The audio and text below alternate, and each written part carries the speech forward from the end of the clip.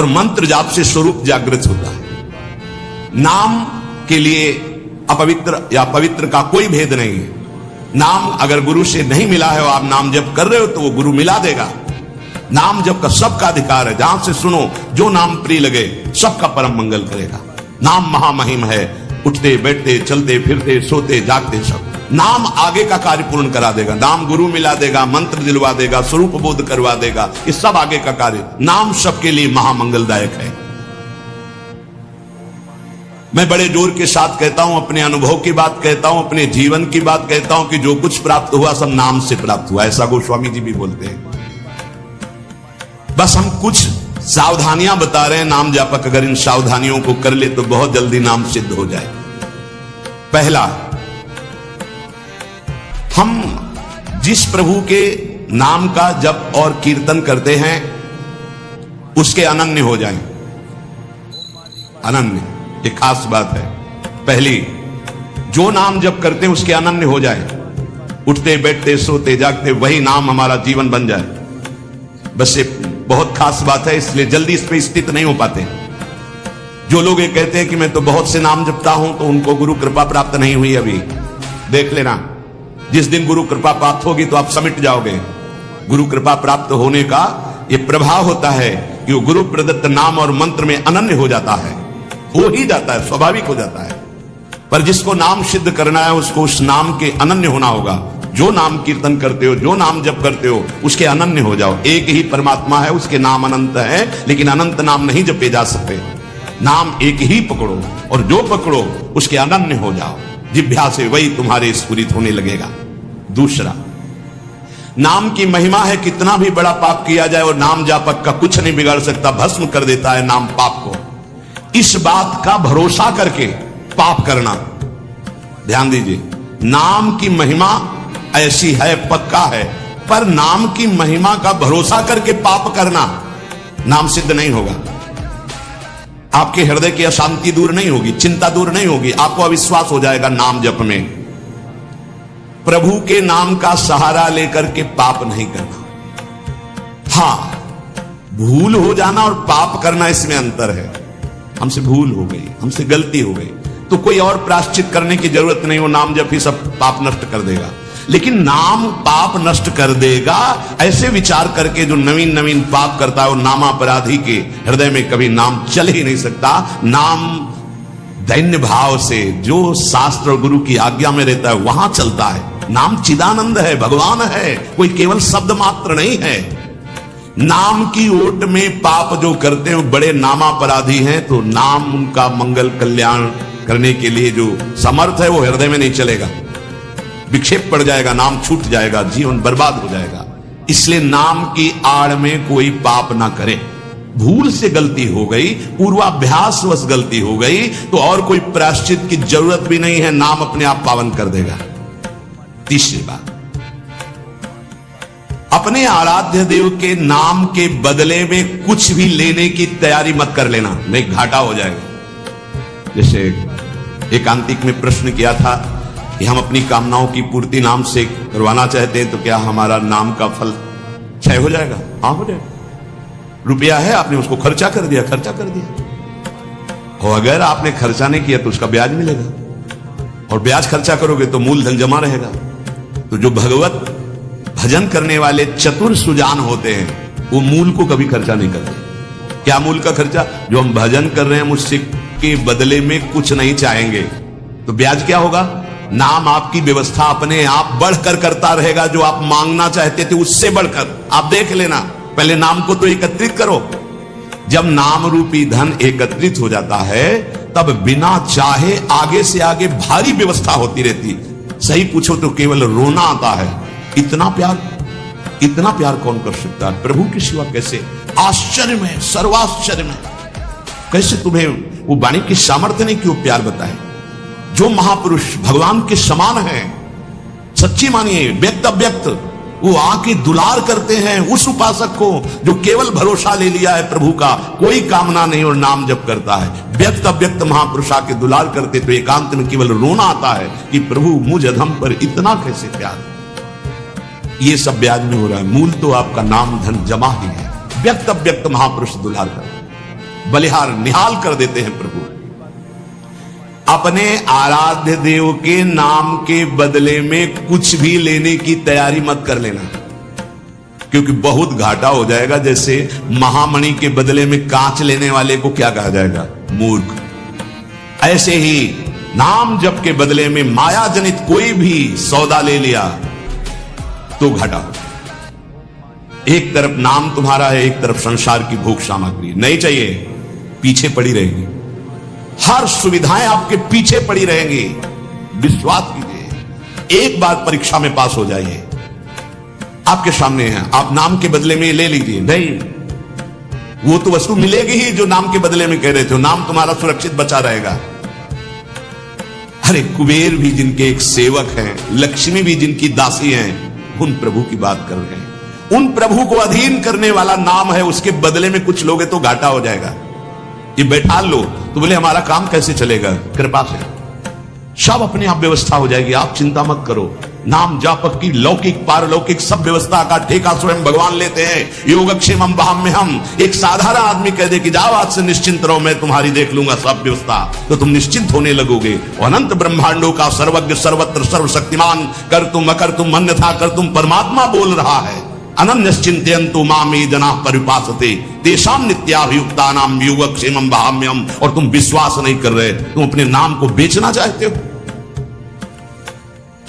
ईश्वर के नाम रूपी धन का संचय करने वाले को पाप नष्ट करने की भावना भी नहीं सोचनी, अपने आप नष्ट हो जाएगा। आग जला दी तो अंधकार और शीतलता दोनों अपने आप प्रभाव से नष्ट हो जाएंगे। तुम्हें मांगने की जरूरत नहीं कि हे अग्नि देवता आप अंधकार को नष्ट कर दें, शीतलता को नष्ट कर दें। ऐसे ही नाम जापक की दरिद्रता, अज्ञान, अंधकार, ये सब नष्ट हो जाता है। विश्वास कीजिए, परम धन जिसके पास नाम है वो भगवान को खरीद लेता है, औरों की तो बात क्या। सुमिर पवन सुत पावन नामू अपने बस करी राखे रामू। भगवान को अधीन कर मान जाओ हमारी प्रार्थना। पाप नष्ट करने का भी विचार मत सोचिए, वो अपने आप नष्ट हो जाएगा। चौथा, अपने आराध्य देव के नाम से बढ़कर और कोई साधन मांग लेना, तभी नाम छूट जाएगा। हमारे सेवक जी महाराज ने वृंदावन बाद में आए, पहले वृंदावन प्रकाशित कर लिया गढ़ा जबलपुर में। वो लिख रहे हैं श्री हरिवंश नाम हमारा जीवन सर्व सुखधाम परम मंगल सर्वस्व प्रदान करने वाला है। श्री हरिवंश नाम नित कहो, नाम प्रताप नाम फल लहो, नाम हमारी गत सदा। हरिवंश नाम बिसरे न छिन, श्री हरिवंश सहाय भल। हरिवंश हरिवंश हरिवंश। तो आचार्य आ गए, निज मंत्र दे दिया, वृंदावन प्रकाशित हो गया, नित्य विहार लीला में प्रवेश हो गया, सब नाम से हो गया। तब आए वृंदावन। अपने परम प्रीतम के नाम के आगे फिर कोई साधन नहीं। अगर किसी अन्य साधन में महत्व बुद्धि हो गई तो नाम छूट जाएगा। नाम सिद्ध करने के ये उपाय हैं, बहुत बड़े महापुरुषों के वचन हैं। हमारे को जो गुरुदेव ने नाम दिया, इससे बड़ा कोई साधन नहीं। सब सेवा आदि चल, पर नाम नहीं छूटेगा। अगर हम किसी अन्य साधन पर मात्र बुद्धि कर लेंगे तो नाम छूट जाएगा। पांचवा, नाम जापक को दिखावा बिल्कुल नहीं करना चाहिए। नाम में एक रोग लग जाता है दंभ का, बनावटी पना। जहां दंभाया तो नाम अंतर्ध्यान हो जाता है, दाम्भिक की प्रापंचिक गति हो जाती है, प्रपंच में फंस जाता है। इसकी कई बार संकेत में चर्चा हुई है। ये दंभ बहुत हानिकारक है। प्रभु का नाम प्रभु के प्रेम के लिए, केवल प्रभु को रिझाने के लिए है।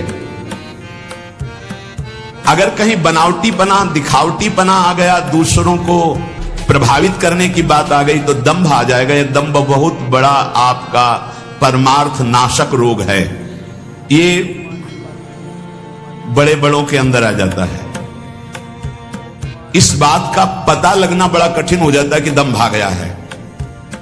इस दंभ के दोष से बचने के लिए किसी महापुरुष के अनुशासन में रहने की आवश्यकता है।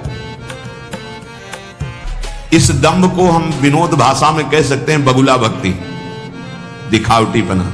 बगुला एक टांग पे खड़ा है, ऐसा लग रहा है जल में समाधिस्थ हो रहा है, लेकिन उसकी दृष्टि मछली पे है, वो समाधिस्थ नहीं है। और जहां मछली आई खट्टे से कहा, फिर वैसे ही बैठ गया। जिसकी दृष्टि विषय भोग पर होती है, विषयों पर होती है, मान प्रतिष्ठा पे होती है, वो दंभ भक्ति में लग गया, अब वो नष्ट कर देगा। दंभ दोष से बचना बहुत आवश्यकता की बात है। जिसको अंदर से नाटक करने का स्वभाव बन गया है, मान बड़ाई प्राप्त करने के लिए, अपने को सिद्ध बताने के लिए, वो दंभी हो जाता है। दंभी किसी और को धोखा नहीं दे रहा है, वो अपने आप को धोखा दे रहा है। वो बहुत ही मूर्खता पूर्वक अपने धन को खो रहा है। सर्वदर्शी भगवान को भला धोखा कौन दे सकता है? हम कह सकते हैं कि वो धूर्त जो दंभ और पाखंड कर रहा है, वो अपनी वासनाओं की पूर्ति के लिए सिद्ध बनना चाहता है, वो बहुत बुरी तरह भ्रष्ट हो जाता है। देखो ये बातें महापुरुष जन गुरुजन बोल रहे हैं, बहुत सावधानी से हृदय में धारण करना है। जो दंभी होता है वो पाप करने से संकोच नहीं करता, उसका पाप चिरमित्र बन जाता है, चिरंजीवी मित्र, मतलब जब तक जिएगा पाप करेगा। बहुत ये चूक हो जाती है, दंभ नहीं होना चाहिए। गलती हो जाए हम हृदय से स्वीकार करते हैं, आगे बढ़ जाओगे। अब हम तो भजन करते हैं, भजन के बल से सारे पाप नष्ट कर देंगे, या किसी भी तरह का कोई नाटक प्रदर्शन करना, बहुत जोर का दंभ बढ़ जाता है। ऐसे नाटक होने लगते हैं, लगता है भगवान इनको औषधि की जरूरत है, पक्का दिमाग खिसक गया है, इनको औषधि की जरूरत है। ऐसा शास्त्र सम्मत सिद्ध नहीं होता। खूब भगवदानंद में, ब्रह्मानंद में डूबे हुए सिद्धों के दर्शन किए हैं। दंभ अपने आप को भुलावे में डाल करके नष्ट कर देता है। दंभी को पापों से घृणा नहीं होती है, दंभी को दिखावे में बहुत रति हो जाती है, जिससे लोग कहें, देखो जब सच्ची भक्ति करोगे तुम्हें लोग कहेंगे भक्त, भजनानंदी, या कोई महान शब्द से संबोधन करेंगे तो तुम्हें चुभेगा, तुम्हें एक संकोच होगा, तुम्हें कैसा लगेगा कौन सा पाप बन गया कि मैंने ये बात अपने कान से सुन ली। सच्ची कहते हैं, हृदय जलेगा कि भगवान कौन सा अपराध बन गया है जो सम्मान रूपी विष पिलाया जा रहा है, कौन सा अपराध बन गया जो ऐसे शब्द सुनाए जा रहे हैं, जैसे कोई कि किशोरी जी की बड़ी कृपा, ऐसा जैसे कोई ऐसा सामने सम्मान सूचक शब्द, तो एक अंदर झुलझुलाहट पैदा होती है। क्या तुम तो जानते नहीं हो? अरे जिनकी एक लवलेश कृपा मात्र से उनको देखो, तुम क्या समझते हो? कुछ नहीं है, इधर कुछ नहीं है, पर्दे में कुछ नहीं है, रंग पीछे से पड़ रहा है। अगर वो पीछे का रंग बंद हो जाए तो पर्दा एकदम शांत हो जाएगा, कोई चित्र नहीं चलेगा। ये जो चित्र की विचित्रता है पीछे से है। भगवत प्रकाश आ रहा है, गुरु प्रकाश आ रहा है, उसको देखो। उपासक उसको देखता है, इसलिए सदैव दैन्य रहता है कि सामने तुम्हें पर्दा दिखाई दे रहा है लेकिन पीछे गुरु प्रताप है, पीछे इष्ट प्रताप है। उपासक इष्ट प्रताप को देखता है। जैसे रहीमदास जी का बड़ा यश हो रहा था, वो स्वर्ण मुद्राएं बांट रहे थे, तो ऐसे बांट, किसी ने पूछा कि प्रभु आप नेत्र नीचे करके क्यों बांट रहे हैं? तो उनका देनहार कोई और है, देत रहित दिन रैन, लोग भरम मोह पे करें, तासो नीचे नैन। देने वाला तो कोई और है, उससे कोई जय जयकार कर नहीं रहा। मेरे नेत्र इसलिए नीचे है कि देने वाले को देख नहीं पा रहे हो, लोग भरम मोह पे करें कि रहीमदास जी बांट रहे, इसलिए मेरे शर्म के कारण नेत्र नीचे। देनहार तो कोई और है जो रात दिन दे रहा है। ऐसे दाम्भिक की बड़ी दुर्गति होती है।